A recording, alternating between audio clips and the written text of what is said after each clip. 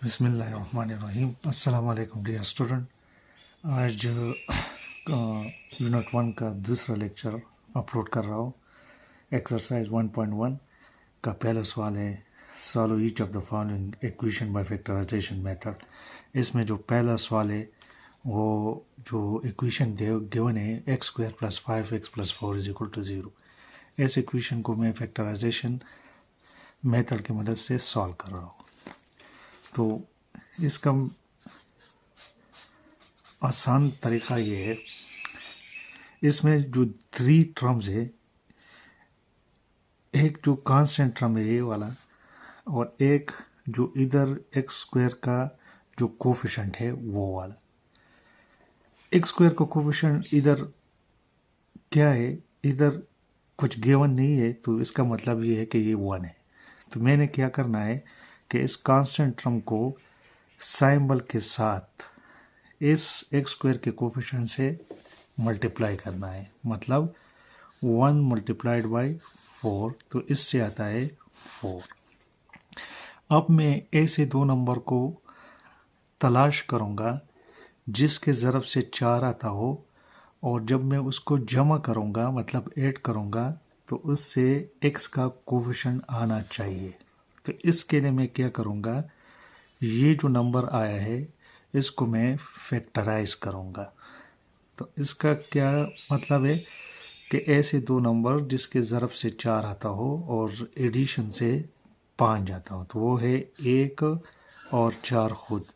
1 को 4 से ज़रब देने से 4 आता है, और जब मैं दोनों को ऐड करता हूँ तो इससे 5 आता है।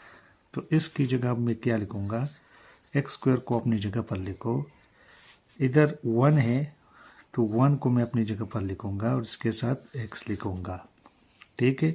फिर मैं 4 के साथ x और +4 अपनी जगह पर लिखो = 0।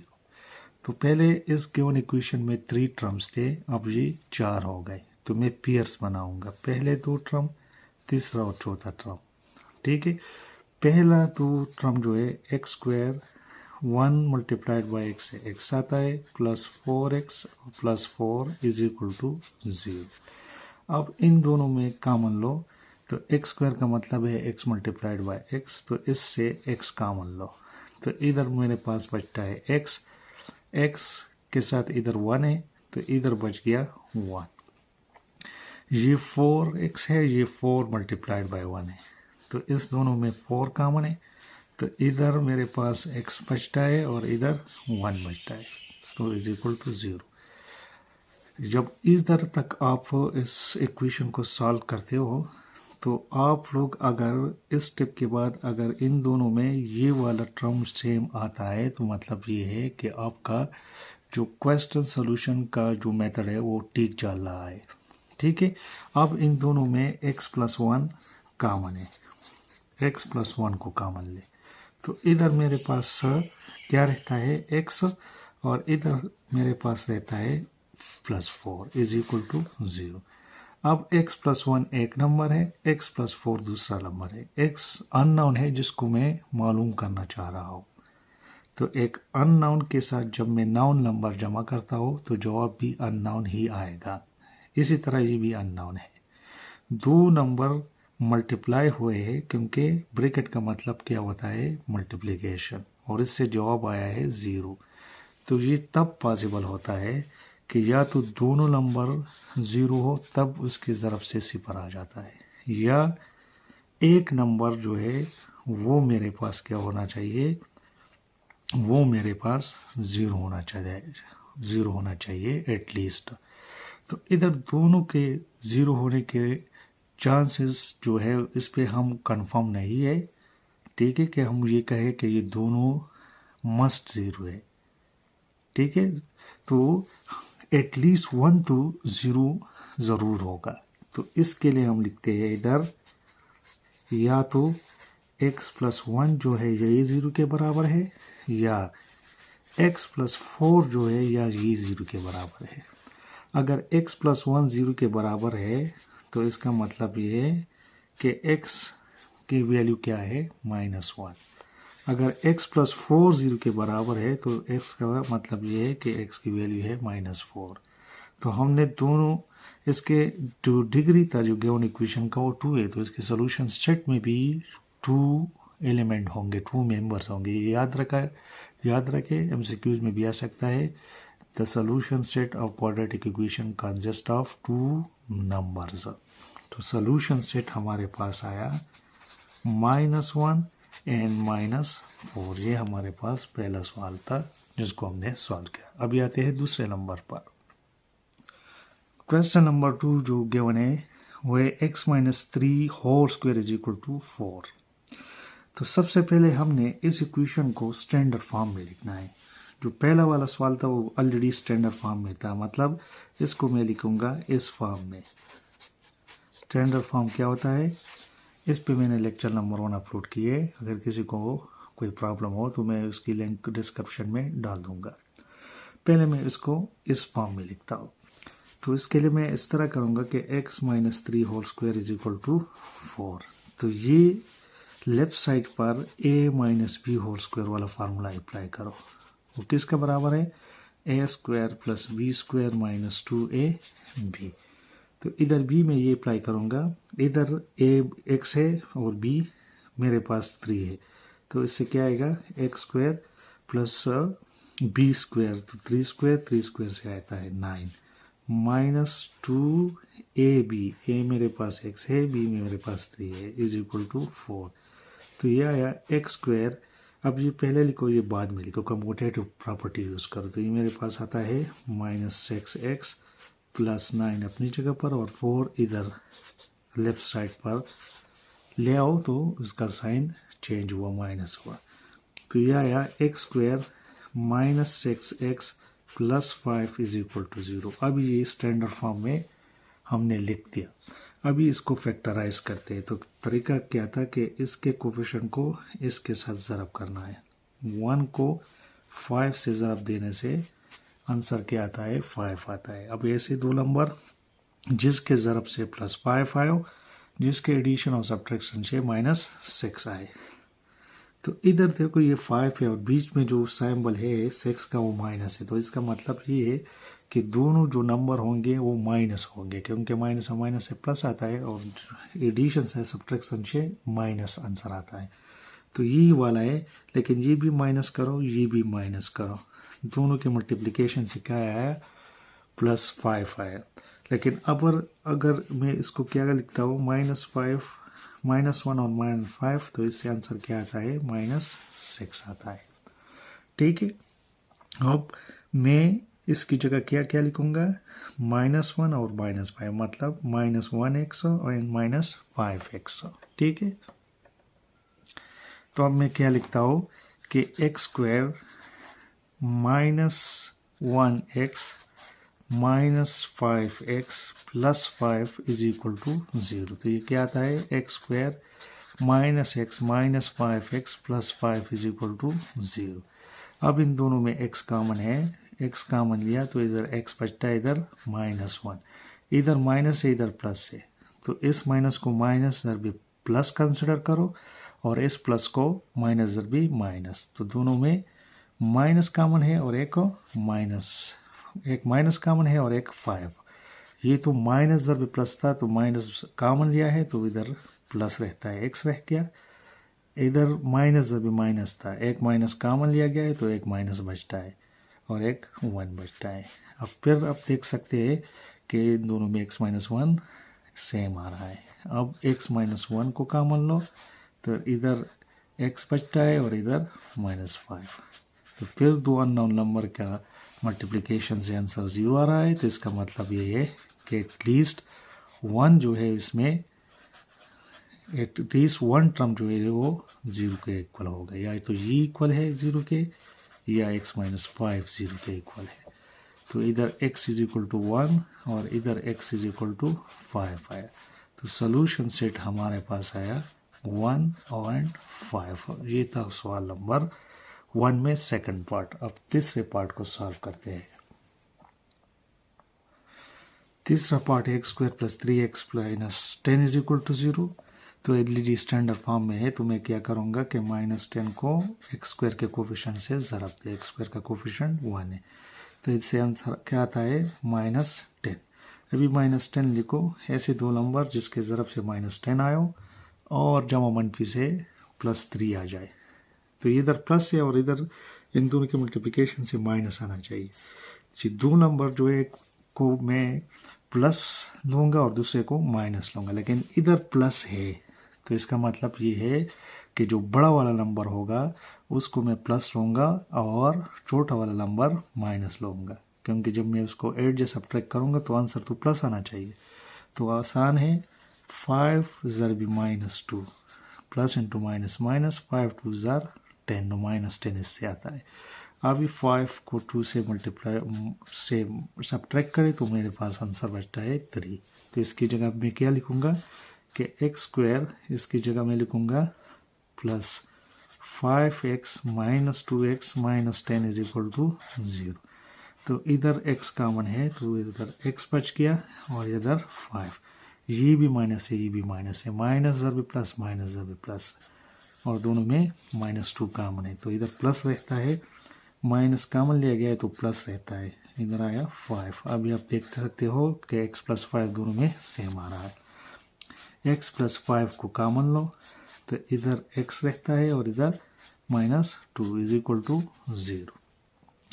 अभी क्या करेंगे कि इन दोनों के दो अननोन नंबर है, दो टर्म से इसके ज़रब से 0 आ रहा है तो एटलीस्ट वन टर्म 0 के बराबर होगा, x - 2 इज इक्वल टू 0।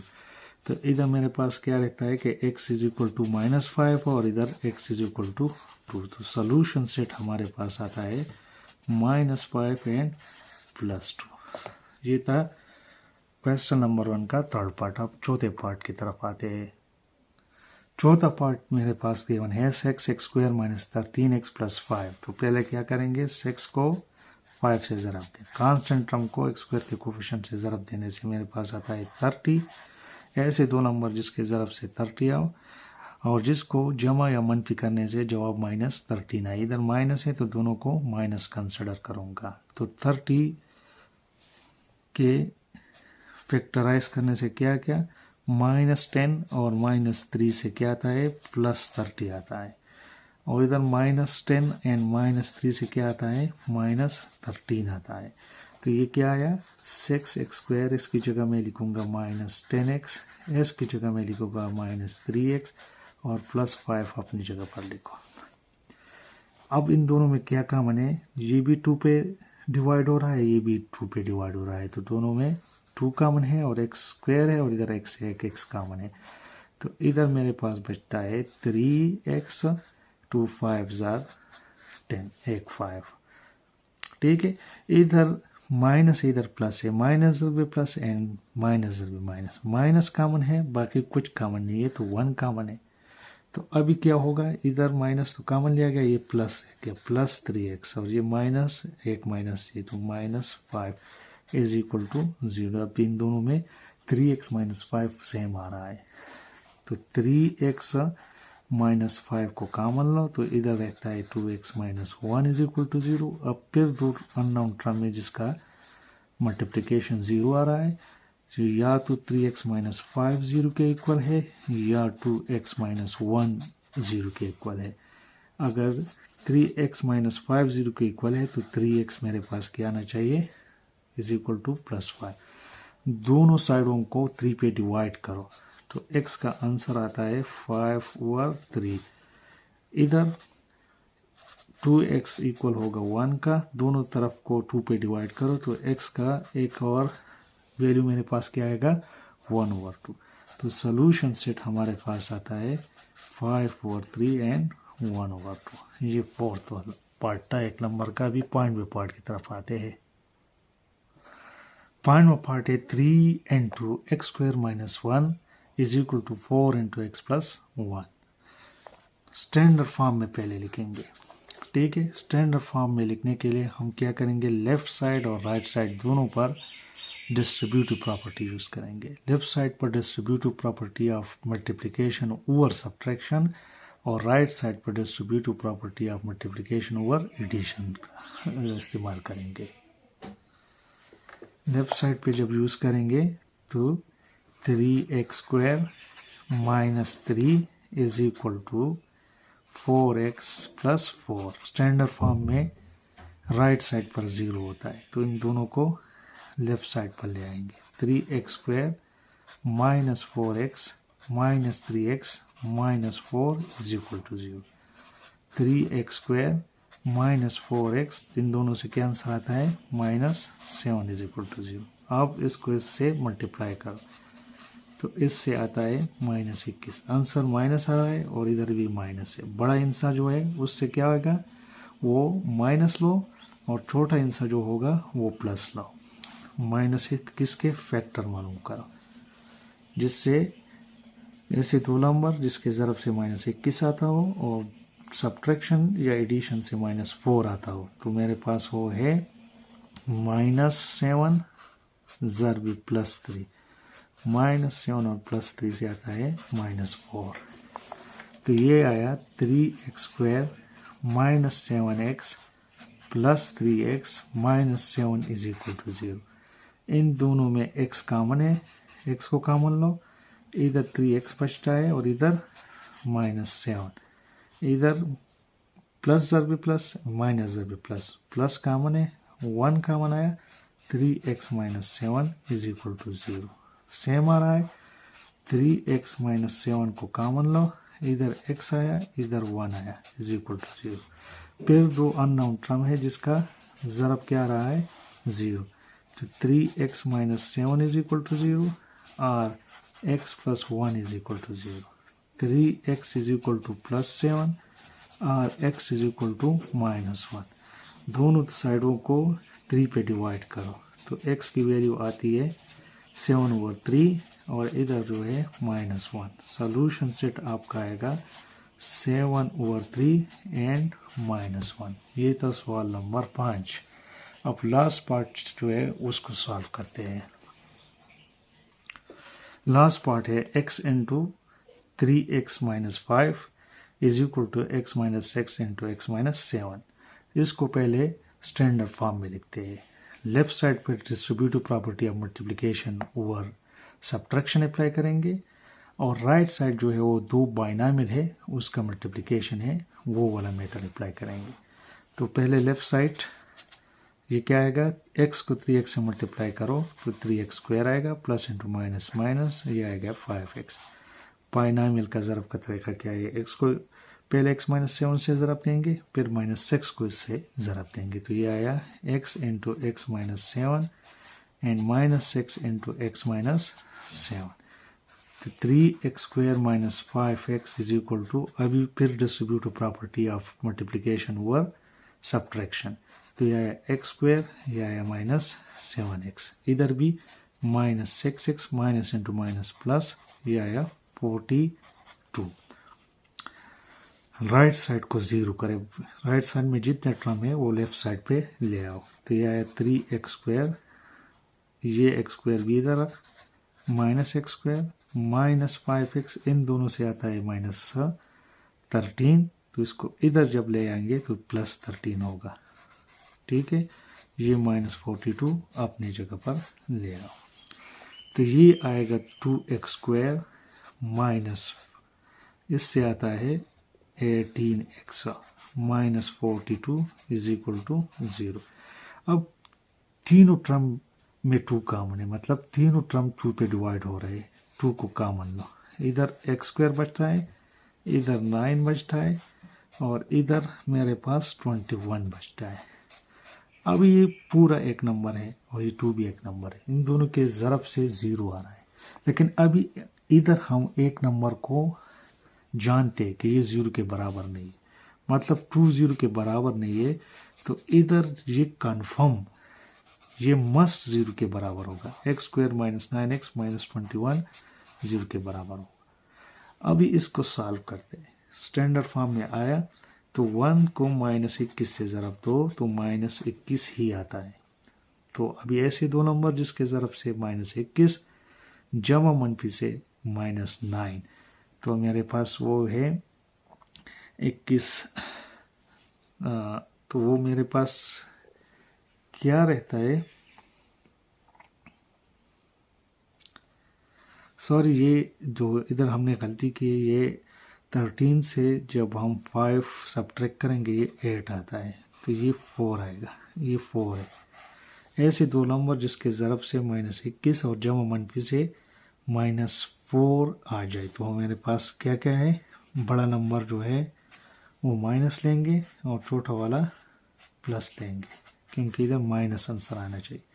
-7 और +4 से -4 आता है, तो x² -7x + 3x -21 = 0।